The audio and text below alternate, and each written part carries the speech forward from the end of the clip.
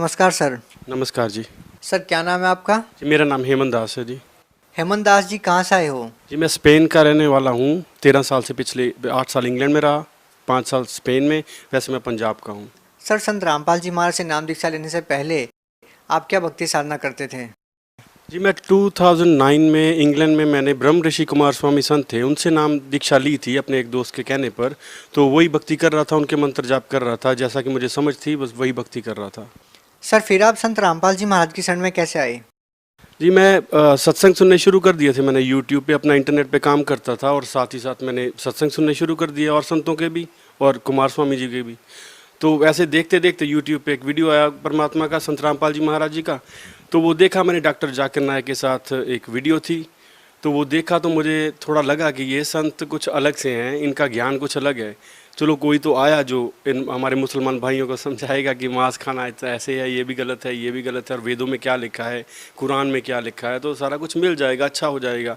लेकिन जब मैंने देखा कि ये हिंदू धर्मों को भी, हिंदू संतों को भी बता रहे हैं कि तुम्हारा ज्ञान गलत है, तो मैंने सोचा कि ये कुछ और ज्ञान है, कुछ अलग है। तो फिर पता चला कि ये तो कबीर साहब को परमात्मा बता रहे हैं। तो मेरे मन में भी ऐसे ही हुआ कि सच में कबीर साहब ही गॉड हो सकते हैं, जैसा इनका चेहरा है, शीतल हैं। तो मुझे ऐसे लगा, तो मैंने सत्संग सुनना शुरू कर दिया। तो 6 महीने मैंने सुना। तो परमात्मा संत रामपाल जी ने कहा था कि एक दिन आएगा आप रोना शुरू कर दोगे। तो वही हुआ। 4-5 हफ्तों में मेरी आंखों से आंसू टपकने लगे कि मैं कहाँ घूम रहा था और तो करना क्या था और कर क्या रहा था। ऐसे मैं परमात्मा की शरण, संत रामपाल जी की शरण में आया। सर जैसा कि आपने बताया कि आपने पहले ब्रह्म ऋषि कुमार स्वामी से नाम दीक्षा ले रखी थी। अगर उनकी वेशभूषा पर हम नज़र डालें तो वो दाढ़ी बढ़ा के रखते हैं, भगवा बाणा पहनते हैं, और संत रामपाल जी महाराज की तरफ देखा जाए तो वो बिल्कुल साधारण तरीके से रहते हैं, जैसे एक आम आदमी की तरह। तो जब पहली बार आपने संत रामपाल जी महाराज के प्रवचन सुने, उनको देखा, तो सर आपको कैसा लगा? क्या आपने उनको संत माना या नहीं? ये पहले तो मुझे जो सच बताऊंगा कि पहले ऐसे लगा कि संत रामपाल जी महाराज पढ़े लिखे हैं और ये थोड़ा और टेक्निकली टाइप से बता रहे हैं कुछ। ये वेद तो कुछ आध्यात्मिक चीज़ है और ये थोड़ा टेक्निकल टाइप से। लेकिन मन में ये नहीं आया कि ये गलत है। लेकिन हाँ, ब्रह्म ऋषि कुमार स्वामी जैसे और संतरी रंग के पहनते हैं, जो लाल कपड़े जो कुछ भी पहनते हैं, वो हाँ मन में बना हुआ था कि हाँ यही संत होते हैं, दाढ़ी मूछ वाले। तो वो और संत नहीं होता कोई, यही होते हैं। लेकिन साथ में ये भी मन में आता था कि ये मैंने कई सड़कों पे देखे हैं, बीड़ी भी पीते हैं, तंबाकू भी पी रहे हैं, कुछ ना कुछ कर रहे हैं ये।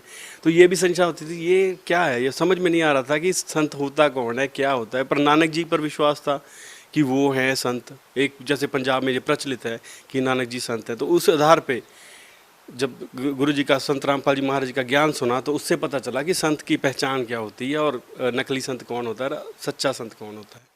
सर कौन होते हैं पूर्ण संत? पूर्ण संत की क्या पहचान है सर? पूर्ण संत वही होते हैं जो शास्त्रों के आधार पे प्रमाणित ज्ञान देते हैं। वेदों में क्या लिखा है, कुरान में क्या लिखा है, बाइबल में क्या लिखा है, भागवत गीता जी में क्या लिखा है, और हमारे जो भी छोटे ग्रंथ हैं जैसे पुराण है, उनका सहारा भी लेते हैं।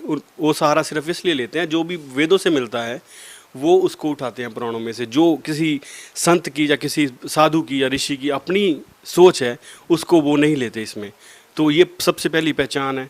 और फिर जैसे संत रामपाल जी ने सब कुछ कबीर साहब की वाणी है, उसमें कबीर साहब ने खुद बता दिया, पूर्ण परमात्मा ने, कि जो मम संत सत शब्द डरावे, वाक्य संग सब राड़ बढ़ावे। तो ये भी मुझे समझ में आया कि सच में इस हमारे जो संत रामपाल जी महाराज हैं, इनका ज्ञान सच्चा है। तो सच के साथ लड़ाई तो होगी ही होगी। प्रहलाद भी नहीं बचा, मीराबाई नहीं बची, नानक जी नहीं बचे, उनको जेल में डाला। तो ये तो होना ही था। तो हमें तो पूरा विश्वास था कि ये सच ही होगा, कुछ नहीं होगा।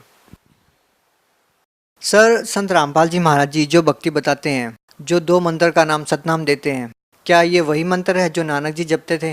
जी बिल्कुल, मैं देख चुका हूँ इसको, प्रमाण देख चुका हूँ इसके। समुद्र वाली साखी है, उसमें प्रमाण है। पूरा प्राण संगली नामक ग्रंथ है गुरु नानक देव जी का, उसमें पूरे प्रमाण देख चुका हूँ। मुझे देखने की भी ज़रूरत भी नहीं पड़ी। मैंने उसको प्रमाण भी नहीं देखा, मैंने कभी खरीदे भी नहीं, वो मुझे खरीदने की भी ज़रूरत नहीं पड़ी। परमात्मा ने ऐसे सरल तरीके से उसको समझा दिया, पूरा दिमाग में बैठा, पूरा दिल में बैठा, पूरी आत्मा में बैठा, कि इससे अलग को मंत्र हो ही नहीं सकता। सर एक आम साधारण लोगों में ये धारणा है कि संत रामपाल जी महाराज के पास कोई ज्ञान नहीं है, वो किताबें खोल खोल कर दिखाते हैं। सर इसके बारे में आपका क्या कहना है? इस बारे में तो मैं यही कहूँगा, खुद का ज्ञान होना जरूरी भी नहीं है, क्योंकि शास्त्र हमारे प्रमाणित हैं। गीता जी में भी कहा कि अर्जुन, शास्त्रों को प्रमाणित मानना, किसी और चीज़ को व्यर्थ, किसका मनमाना आचरण कोई ना करना।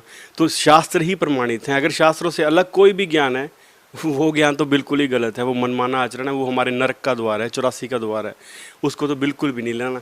और शास्त्र ही प्रमाणित है, तो शास्त्रों के आधार पर ही भक्ति होगी, शास्त्र तो खोलने पड़ेंगे। सर संत रामपाल जी महाराज के ऊपर बहुत सारे आरोप लगते हैं, सर इसका क्या कारण है?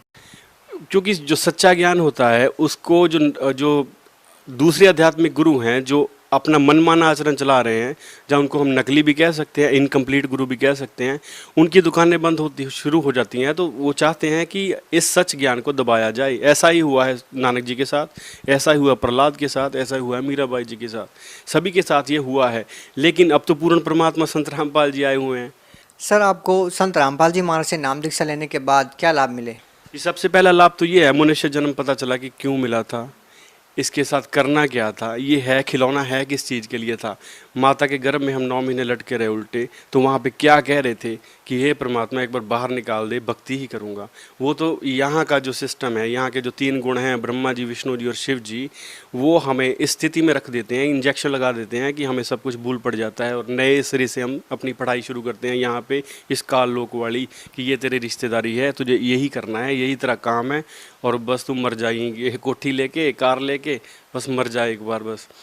लेकिन फिर परमात्मा ने बताया कि सच्चा ज्ञान क्या है और मनुष्य जन्म का मूल मकसद क्या है। जैसे कबीर साहब ने खुद ही अपनी वाणी में कहा है ये कि मानव जन्म दुर्लभ है, मिले ना बारंबार, जैसे तरवर से पत्ता टूट गिरे, ये बहुत ही लगता डार। तो ये बहुत ही दुर्लभ है। चाहे कोई आज सोच रहा है कि मैं ये बना हुआ हूँ या मैं वो बना हुआ हूँ, वो उसकी भूल है। ये तो एक क्षण में चला जाएगा यहाँ से, और अगर भक्ति नहीं करी तो कुछ नहीं बचेगा, कुछ हाथ नहीं मिलेगा। सर जैसे कि विश्व में हजारों लाखों धर्मगुरु हैं, सभी संत धर्मगुरु अपना अपना ज्ञान बताते हैं, लेकिन सर इन लाखों की भीड़ में एक आम श्रद्धालु एक पूर्ण संत की तलाश कैसे करेगा?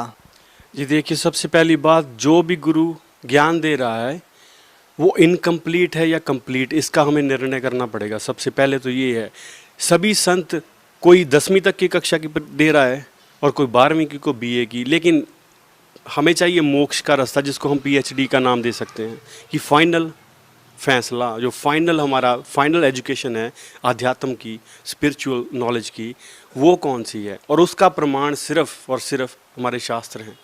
और जो भी संत, जो भी गुरु उन सभी प्रमाणों को शास्त्रों में दिखा देगा, वही पूर्ण संत होगा। तो हम भीड़ से अलग हो जाएंगे, खुद ब खुद हो गया। आपकी बुद्धि आपको कहेगी ही नहीं उस गुरु के पास जाके बैठो जो इनकम्प्लीट नॉलेज दे रहा है। खुद ब खुद आप उठ के संत रामपाल जी महाराज के चरणों में गिरोगे, और गिरना पड़ेगा, नहीं तो मोक्ष नहीं मिलेगा। सर देखा जाए तो आज टेक्नोलॉजी का ज़माना है, साइंस का युग हम कह सकते हैं। सर क्या आप ये मानते हैं कि किसी एक संत के आशीर्वाद देने मात्र से कैंसर जैसी भयानक बीमारी ठीक हो सकती है? अगर ऐसा हो सकता है तो इन मेडिकल इंस्टीट्यूट की आवश्यकता क्यों है? जी देखिए, सबसे पहले हम अगर सतयुग की बात करेंगे तो उस वक्त कोई भी साइंस नहीं थी, कुछ भी नहीं था, लेकिन भक्ति थी, सच्ची भक्ति होती थी, तो वहाँ इसकी ज़रूरत नहीं थी। और अगर आज भी ये कलयुग में भी अगर सारा संसार सतभक्ति करेगा तो इन सभी इंस्टीट्यूट, साइंस की ज़रूरत नहीं पड़ेगी, इन मेडिकल की ज़रूरत नहीं पड़ेगी। ये सच कर मान लेना, ये परमात्मा क्या संत रामपाल जी ने अपने सत्संग में भी बोल रखा है कि नहीं ज़रूरत पड़ेगी, और हमने तो प्रमाण देख चुके हैं। लेकिन आप मेरी बात पे यकीन नहीं करोगे जब तक आप नहीं जाओगे वहाँ पे और देखोगे। लेकिन परमात्मा संत रामपाल जी ये भी कहते हैं कि ये मार्ग मुक्ति का है, जन्म मरण का छुटकारा, ये रोग लग रहा है, ये इससे छुटकारा है। ये चीज़ें तो आपको रूंगे में मिल जाएंगी। सबसे पहले तो ये निरोगी काया होगी, तभी तो भक्ति करेंगे हम। जब भक्ति हो जाएगी तब खुद ब खुद ये सारे कष्ट जो हैं आपके खुद ब खुद निवारण हो जाएंगे। लेकिन और ये जो कहते हैं कि साइंस ने तरक्की कर ली है और इससे मेडिकल साइंस ऊपर है, ये आशीर्वाद से कैसे होगा, ये अगर देखें तो आप अपना पिछला इतिहास देख लीजिए। साइंस ने अभी तक कोई ऐसे बम नहीं बनाया परमाणु जो पहले बन चुके हैं। महाभारत देख लीजिए, अब तक उसकी निशानियां मिल रही हैं। इतने बड़े बड़े शरीर मिल रहे हैं 40-40 फीट के, वो कहाँ से आ रहे हैं? ये स्केल्टन मिल रहे हैं इतने बड़े बड़े, वो कहाँ से आ रहे हैं? तो इसलिए आप इस बात पर, अगर आपकी बुद्धि काम नहीं कर रही तो आप इसको कृपा करें, मैं आपसे निवेदन कर रहा हूँ कि आप इस बात को थोड़ा सा पीछे हटा लें, इसको छोड़ दें, इसको आगे चलें इससे, कि ये बात शायद हमें हमारी समझ में नहीं आ रही। अध्यात्म मार्ग शायद ही कुछ और ही साइंस है, ये बियॉन्ड है the mind and body. This is beyond the mind and body, you can't take it in there. So ये आपको देखना पड़ेगा कि ये क्या हो रहा है और क्या नहीं हो रहा है। ये साइंस तो 2 साल अगर वर्षा नहीं हुई तो परमात्मा सत्संग में बताते हैं ये सारा कुछ यहीं रह जाएगा खड़ा खड़ा, और परमात्मा ही हैं वो संत रामपाल जी महाराज जो हम सबको लेके जा सकते हैं। और मैं पूरे दावे के साथ 100% 101% कह सकता हूँ, ज्ञान के आधार पे, मंत्रों के आधार पे जो मुझे लाभ हो रहे हैं। मुझे सबसे पहला लाभ मेरा यही था कि मुझे रास्ता मिला जन्म मरण से छूटने का, 84 से बचने का। उस कष्टों को जब देखता हूँ, गधा कुत्ता बन जाऊँगा, तो वो देख के ही मुझे समझ में आता है कि हाँ, आशीर्वाद से परमात्मा ने मुझे ठीक कराया, सभी को करेंगे। अगर मुझे लाभ हो रहा है तो आपको क्यों नहीं होगा? बस आप एक बार विश्वास करके तो देखो। सर, आप भगत समाज को क्या संदेश देना चाहते हैं? Okay, I would like to say to all the Bhagat, all the devotees, I can request that you must listen to the satsang which comes at 7:40 on Sadhana TV every day, and you must listen that discourses of Sant Rampal Ji Maharaj, and on the basis of that discourses and the gyan, you just follow what you want to do. We don't force you. We don't say you just do this, do that, but you just listen to the satsang, and you will see the difference between the Puran Guru and the incomplete gurus. So that's up to you, but save your life from falling into the 84 lakh. So I can only request you to just please listen to the satsang.